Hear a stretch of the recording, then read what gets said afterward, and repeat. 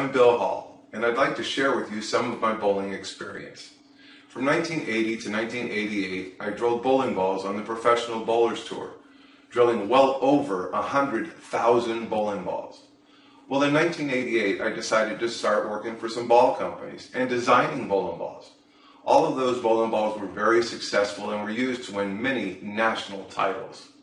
Not only did I design bowling balls at that time, I also worked with a lot of the top professionals.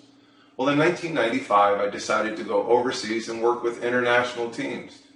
With those teams, I was very successful in getting many gold medals with them. Well, just recently, some partners and I decided to start our own bowling ball company, Blend10. Blend10 is all about blending today's technology along with my expertise. And with that, we came up with a patent-pending core design. We basically take a stem and we put an angled puck on that stem. And with that, we've put it inside of another core. This has given us a very unique core design, which is why I'm making this video. This video is going to show you how to get the most effectiveness with our equipment. Thank you.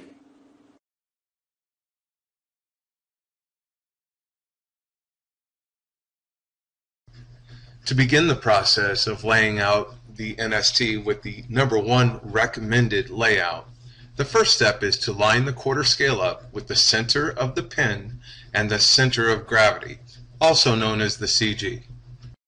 Once you've lined up the quarter scale, draw a long line through the pin and the CG.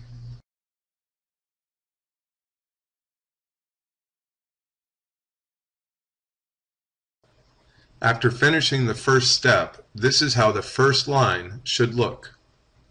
Line up the quarter scale with the ruler side of the scale on top of the pin. Also, be sure to have the 0-degree mark of the protractor lined up on the very first line drawn as illustrated.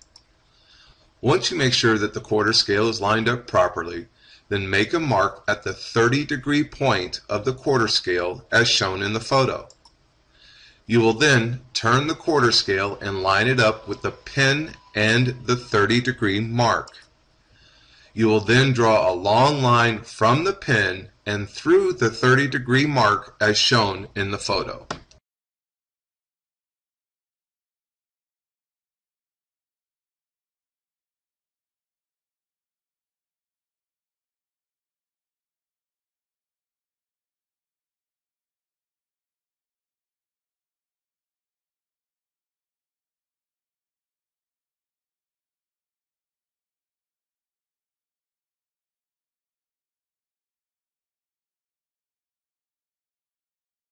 If you have followed the directions correctly, then this is what the first two lines of the layout should look like at this point.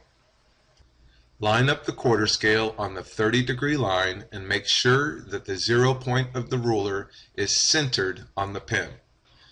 You will then mark the distance of the vertical axis line, also known as the VAL. The VAL distance varies from player to player. It can be 4 inches, 4.5 inches, 5 inches, or any other number. So be sure to use the VAL distance that matches with the player's axis point. Then make a mark at that point.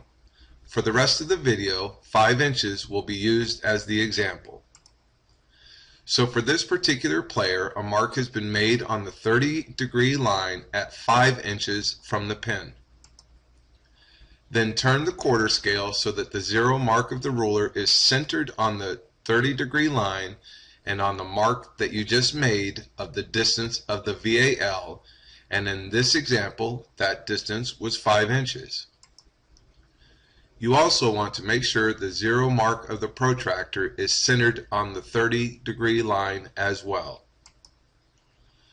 With the quarter scale lined up on the 30-degree line and on the 5-inch mark, you will now need to make a mark at the 50-degree point of the protractor on the quarter scale.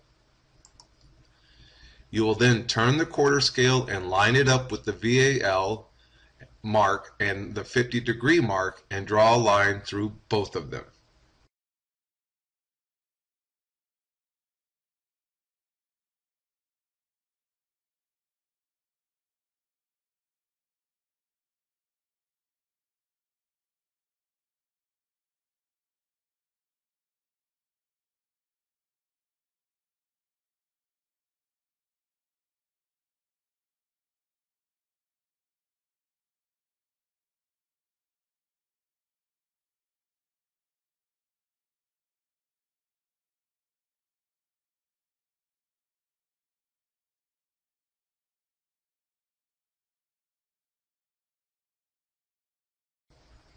If you have followed each step correctly, then this is what the layout should look like at this point, with 3 lines consisting of 0 degrees, 30 degrees, and 50 degrees.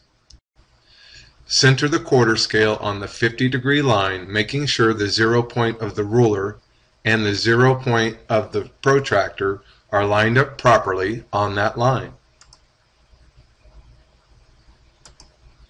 With the 0 point of the ruler lined up on the 50-degree line, draw a long line along the quarter scale and make a mark at 5 inches on that line.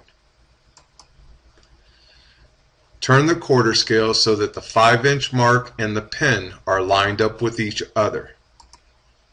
Draw a line through the mark and the pin.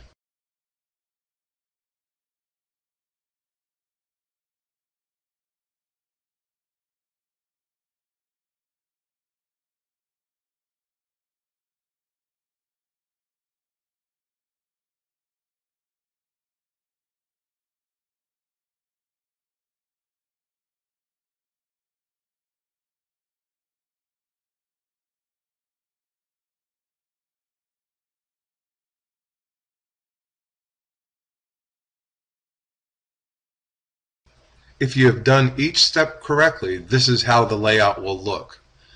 The last line that was drawn will be the line that the grip is drilled on. So you should have a grip line, a 0-degree line, a 30-degree line, a 50-degree line, which has established the axis point.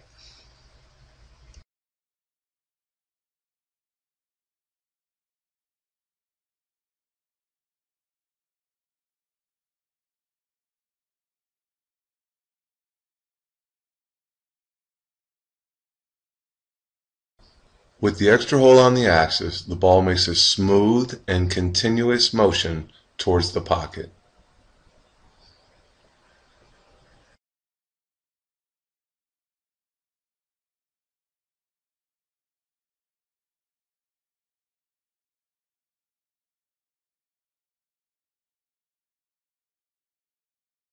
With the extra hole 2 inches above the axis, it will promote a more angular motion towards the pocket.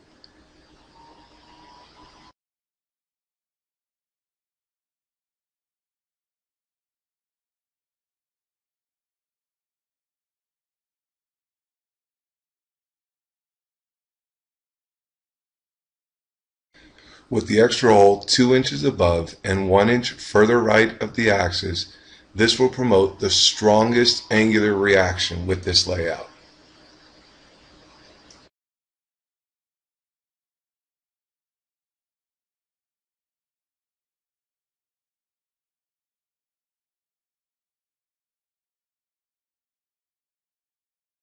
With the extra hole on the axis, the ball will make a smooth and continuous motion towards the pocket.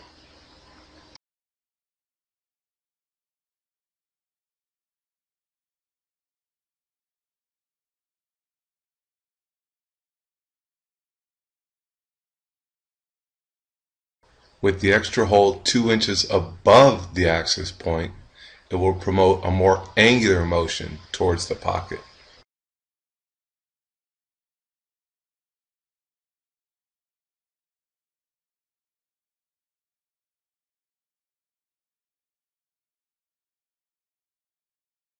With the extra hole 2 inches above and 1 inch further right of the axis, this will promote the strongest angular reaction with this layout.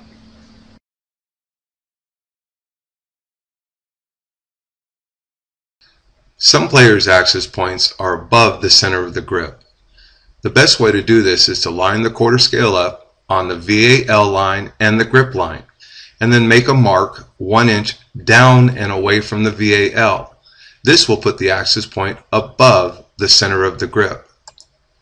If a player has an axis point that is below the center of the grip, my preference is to make a mark on the 50-degree line below the VAL.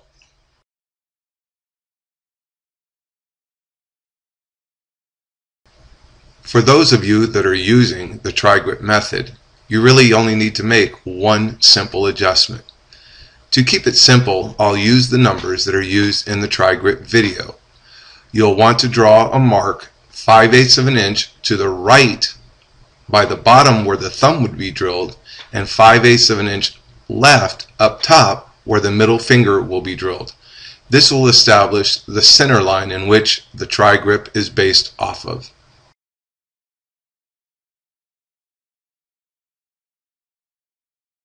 There will be times where the pin is too close to the center of the grip, causing you to drill into the pin, therefore voiding the warranty.